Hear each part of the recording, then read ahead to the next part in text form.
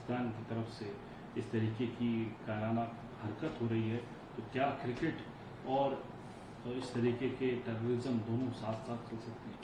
देखिए, सबसे पहले तो हम कड़े शब्दों में निंदा करते हैं जो कुछ भी वहां घटना हुई, और कड़ी कार्रवाई की मांग आतंकवादियों के खिलाफ करते हैं। हमारी पिछली 20 साल में सब सरकारें वहां के आतंकवाद से लड़ती रही हैं, और आतंकवाद की घटनाओं में सब सरकारों ने बड़ा सहयोग दिया और कम करने का प्रयास किया। ये सबको पता है कि क्रॉस बॉर्डर टेररिज्म है, सीमा पार से आतंकवादियों को समर्थन मिलता है, जो बहुत दुर्भाग्यपूर्ण और गलत है। पाकिस्तान की आर्थिक स्थिति बहुत खराब है, इसके बावजूद भी इस तरह के आतंकवाद को सपोर्ट करना, ये ना उनके इंटरेस्ट में है और ना विश्व के इंटरेस्ट में है। ये बहुत गलत है। जिस तरह से हमारे वहां सेना के जवान, वहां की पुलिस के जवान लड़ रहे हैं, हम उनको सलाम करते हैं उनके इसमें। और ये जो 3 हमारे अधिकारी मारे गए, तो ये जो है बहुत दुखद है, और इसके कड़े शब्दों में हम निंदा करते हैं, और हम आतंकवादियों के खिलाफ कड़ी कार्रवाई की मांग करते हैं, और उसमें पूरा देश साथ में है, सुरक्षा बलों के। अब जो दूसरी बात आप क्रिकेट की कह रहे हैं, खेल की बात कर रहे हैं, तो इस मामले में बड़ी स्पष्ट नीति है। हम पाकिस्तान के साथ कोई जो है द्विपक्षीय सीरीज खेल ही नहीं रहे हैं पिछले तमाम सालों से। हम ना तो पाकिस्तान की टीम को यहाँ आमंत्रित करते हैं, ना हम वहां पे जाते हैं, तो दोनों के बीच में कोई भी बायलैटरल या द्विपक्षीय सीरीज आपस में नहीं हो रही है। ये भारत सरकार जब तक हमें अनुमति नहीं देगी, हम उनके साथ नहीं उस तरह से द्विपक्षीय सीरीज नहीं खेलेंगे। रही बात, ये तय हुआ था, भारत सरकार की नीति तय हुई थी कि जो आईसीसी के मैच हैं, अंतर्राष्ट्रीय क्रिकेट परिषद और एशिया क्रिकेट काउंसिल के जो मैच हैं, वो उन मैचों में सिर्फ जो है भारत भाग लेगा और पाकिस्तान के साथ खेलेगा। हम उसी नीति के अनुरूप चल रहे हैं। बाकी बीसीसीआई द्विपक्षीय मैचेस खेल ही नहीं रही। इसके अलावा एक राजनीतिक बात फारूक अब्दुल्ला साहब ने कही कि जिस तरीके से डेली वहां एनकाउंटर हो रहे हैं, डेली इस तरीके की चीजें आ रही हैं, गवर्नमेंट ने कहा था कि मिलिटेंसी खत्म हो गई, लेकिन तो साफ दर्शाता है कि क्या मिलिटेंसी अब तक खत्म हुई है? इसका अंत नहीं होने वाला जब तक शांति का रास्ता नहीं निकलता, और शांति का रास्ता बातचीत से ही। देखिए, फारूक साहब लगातार वो बात दोहरा रहे हैं, कर रहे हैं। बातचीत के भी कई प्रयास हुए। आपको पता है, वाजपेयी जी ने तो टेररिस्ट संगठन जो था, आतंकवादी संगठन, उससे भी बात की थी। अगर आपने उनके बात करवाई थी उस समय, तो दुल्लत साहब जब राचीफ थे और वो उनके माध्यम से राचीफ थे, उनके माध्यम से वो बात हुई थी। ऐसा सुनने में आया था कि उन्होंने उसमें प्रयास किए थे कि भाई एक शांति वातावरण के लिए।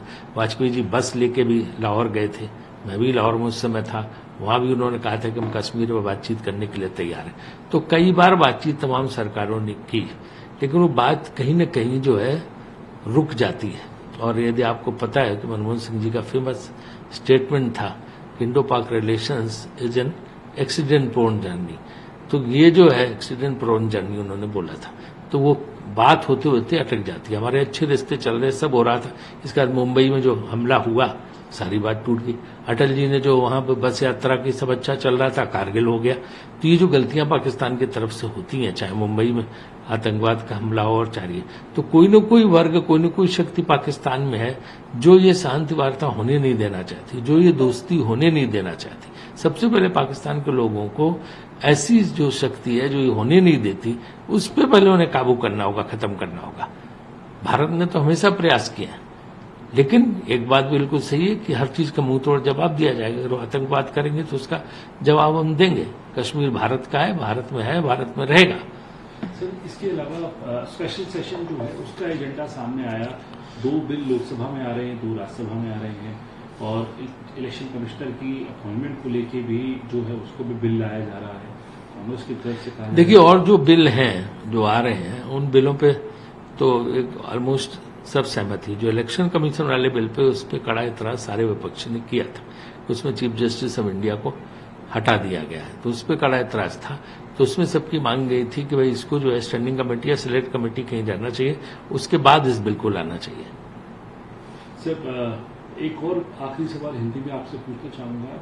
इंडिया गठबंधन की जो कमेटी, कैंपेन कमेटी है, मीडिया कमेटी है, उसमें कुछ चिन्हित करके कल केसी वेणुगोपाल जी ने प्रेस कॉन्फ्रेंस में कहा था कि मीडिया के कुछ लोग जो है एंकर्स जो है उनको चिन्हित किया जाएगा। आज वो लिस्ट निकाली गई है, बीजेपी के राष्ट्रीय अध्यक्ष कह रहे हैं ये नाजी फैसले हैं, ट्रू नाजी फैसले हैं जिस तरीके से इंडिया का गवर्नमेंट के लोग कर रहे हैं। कभी और बातें कर, देखिए मुझे उसकी जानकारी नहीं है, इसलिए उस पर हम कोई टिप्पणी नहीं कर पाएंगे। So one question I would like to ask you on this, that what is your view, this kind of incidents happening, encounters happening in Jammu and Kashmir, there is totally unrest, there are attacks on our soldiers. Well, at the outset I condemn this incident in strong possible words. This is not acceptable. And we will give befitting reply to terrorists and those who are sponsoring terrorism in Jammu and Kashmir.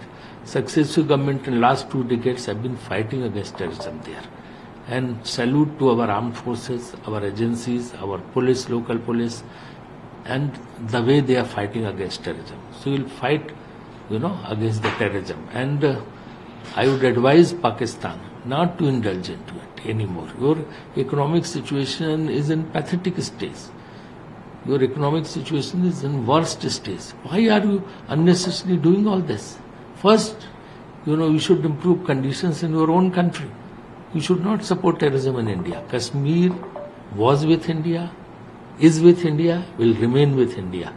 So this kind of attempt by doing all these terrorist activities or supporting terrorism is not going to help in any way. So we are very clear, we want stern action to be taken against terrorists, and I pay my tributes to those who have lost their lives. But how do you see, sir, there are matches going on between India and Pakistan, and questions are Well, always raised. as far as matches are concerned, it's very clear. We are not playing any bilateral series with Pakistan. Neither Pakistan team is being invited by BCCI to India, nor Indian team is going to Pakistan for a number of years now. So BCCI is very clear in this. Unless government permits, if government of India permits, then only we will resume the series. Otherwise, we won't. But this had been taken, a policy decision had been taken, that wherever any international event organized by International Cricket Council, ICC, or Asian Cricket Council, India will participate. So we are following that policy only. So any tournament organized by ICC, ECC, India team is participating. As far as bilateral series, bilateral tournaments between India and Pakistan are concerned, we are not playing. Last question is to you about the Farooq Abdullah statement. He is saying that there should be talks because earlier the government is saying that the militancy is over, but it is not over. Well, Farooq Sahib has been saying this for long, He wants a dialogue to be resumed with Pakistan. In past also you might have seen that at number of occasions dialogues have been resumed. But that does not progress. It happens, things go well, and after that suddenly something goes wrong and dialogue is suspended.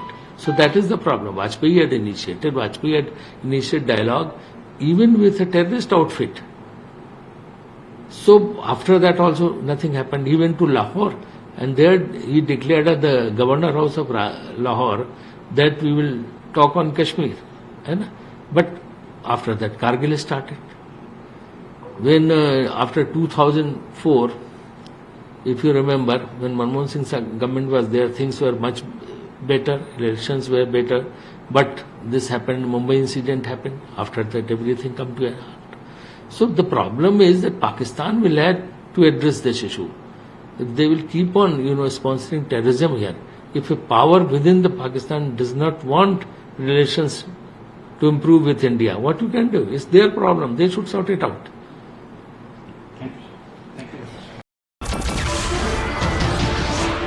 नमस्कार, मैं हूं मानक गुप्ता। अगर आपको हमारा ये video पसंद आया हो तो इसे लाइक और शेयर जरूर करें, और हां, हमें सब्सक्राइब और फॉलो करना ना भूलें ताकि आप देश और दुनिया की कोई खबर मिस ना करें।